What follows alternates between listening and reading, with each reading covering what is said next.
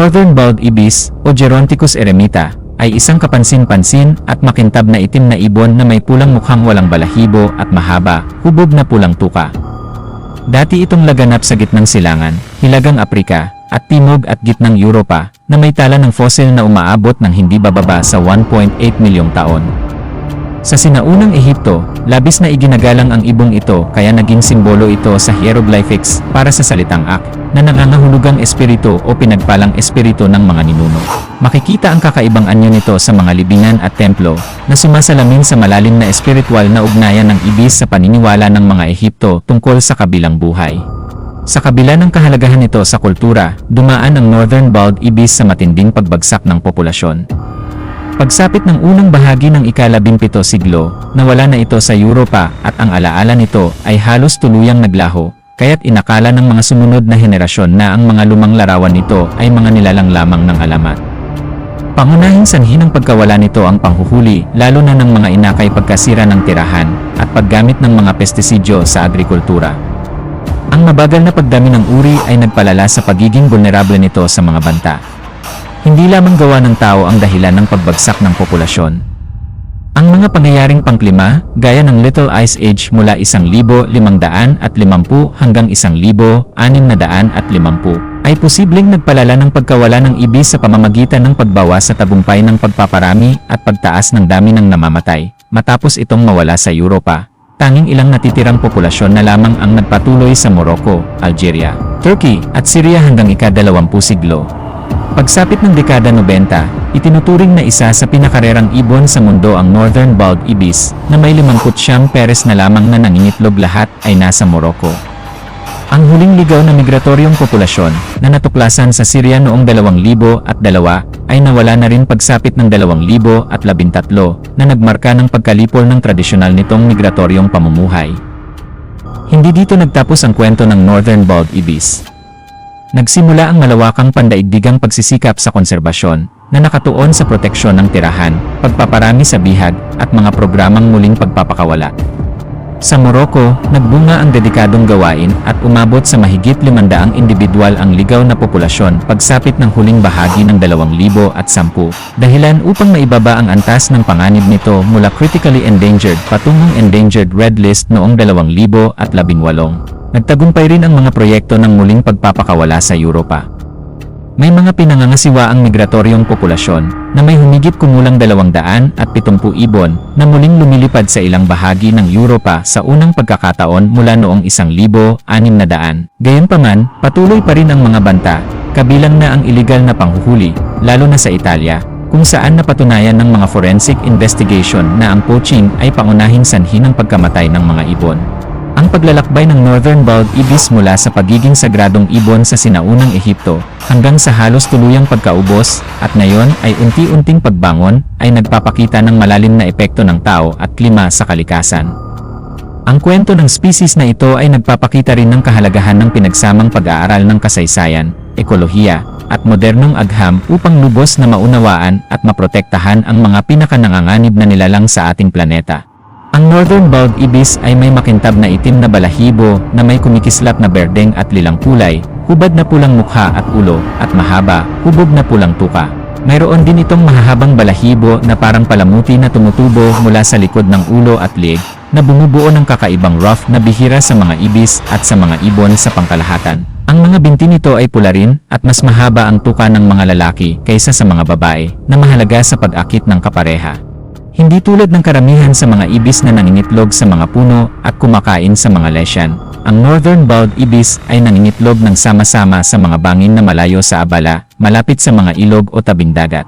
Namumuhay ito sa mga tuyong, mabatong lugar gaya ng stepes, mga pinabayaang bukid, at pastulan. Hindi ito mahilig sa tubig at mas gusto ang bukas at tuyong kapaligiran.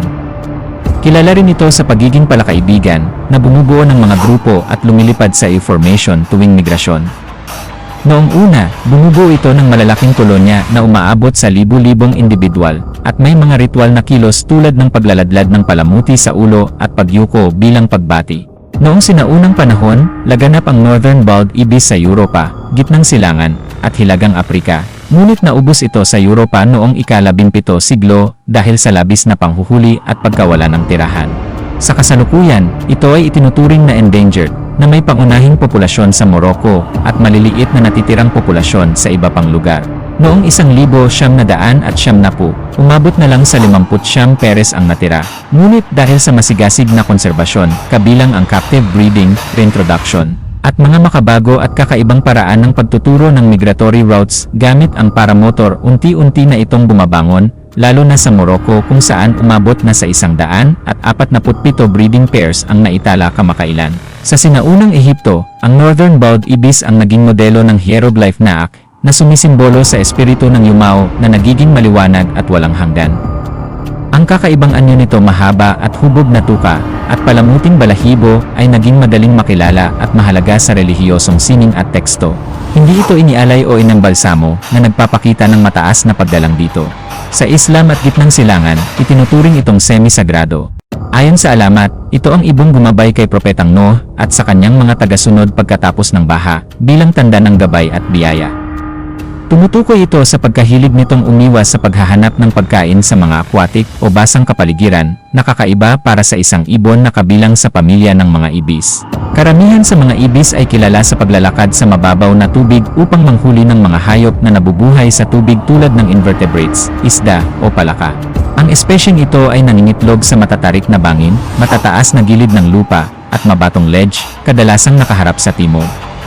Ang mga lugar na ito ay nagbibigay ng proteksyon laban sa mga mandaragit at magandang tanaw sa paligid. Ang mga bald ibis ay nangitlog ng sama-sama o kolonyal, kung saan ang mga pugad ay maaaring binubuo ng ilang pares hanggang sa mahigit 100. Madalas silang lumilipad ng Nakai Formation, na nagpapababa ng resistensya sa hangin at nakakatipid ng enerhiya. Nagpapalitan ng bawat isa sa pamumuno upang paghasyan ang hirap ng pagsalubong sa hangin, isang ugali na makikita lamang sa ilang migratoryong uri ng ibon. Ang kanilang migrasyon ay isinasagawa ng sama-sama bilang isang kawan. Ang Northern Bald Ibis ay may isa sa mga pinakadramatikong kasaysayan ng konserbasyon sa lahat ng uri ng ibon na tinampukan ng halos pagkalipol, muling pagkakatuklas, at patuloy na mga pagsisikap ng muling pagpapakilala sa kalikasan.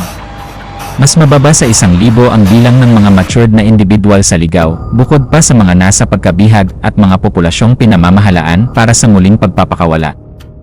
Ipinapakita nito ang isang ibon na may mahaba at kurbadang beke, isang kalbong ulo, at kadalasang may koronang tuka, mga katangiang tugma sa bald ibis. Ito ay kaugnay ng kaliwanagan, kapangyarihan, at walang hanggang buhay, mga katangiang metaporikal na ipinapahayag sa pamamagitan ng eleganteng at kumikislap na itsura ng ibis. Ang bald ibis, na nangingitlog at nagpapahinga sa mga matataas na bangin at lumilipad sa kalangitan, ay malamang na nagpapatibay sa ugnayan nito sa banal na kalangitan. Ang bald ibis ay may isang kawili-wili at simbolikong ugnayan sa konsepto ng buhay pagkatapos ng kamatayan sa sinaunang Ehipto, lalo na sa pamamagitan ng papel nito sa espiritual na simbolismo, at ito ay malapit na kaugnay ng konsepto ng Aki, ang binagong espiritu ng yumao. Bagamat hindi kasing tanyag ng sagradong ibis, ang bald ibis ay may mahalagang kahulugang espiritual sa pag-isip ng sinaunang Ehipto. Sa Islam, ang kalikasan ay madalas na tinitingnan bilang isang pagninag ng paglikha at kapangyarihan ng Diyos na si Allah. Ang mga ibon, kabilang na ang bald ibis, ay itinuturing na bahagi ng banal na paglikha at nirerespeto dahil sa kanilang mga papel sa likas na kaayusan. Ang bald ibis, partikular, ay minsang tinitingnan bilang isang tagapangalaga ng espiritu, at ang presensya nito malapit sa mga nayon sa gitnang at timog silangang bahagi ng Turkiya ay itinuturing na isang pagpapala. Ang sagradong ibis ay madalas nakaugnay ni Thoth, ang Diyos ng karunungan at pagsulat, sa sining at mitolohiya ng Ehipto. Itinuturing na sagrado ang ibon para sa kanya dahil sa kanyang eleganteng at misteryosong kalikasan, pati na rin sa koneksyon nito sa kalangitan at kaayusang kosmiko, mga mahahalagang aspeto ng nasasakupan ni Thoth. Si Thoth ay itinuturing na tagasulat ng mga Diyos, at ang kaugnayan ng ibis sa kanya ay sumasagisag sa papel nito sa pagpapanatili ng kaayusan sa kosmos. Ang mahaba at kurbadang beke ng ibis ay iniisip na kahawig ng aksyon ng pagsusulat o pag-record, isang bagay na sentral sa papel ni Thoth.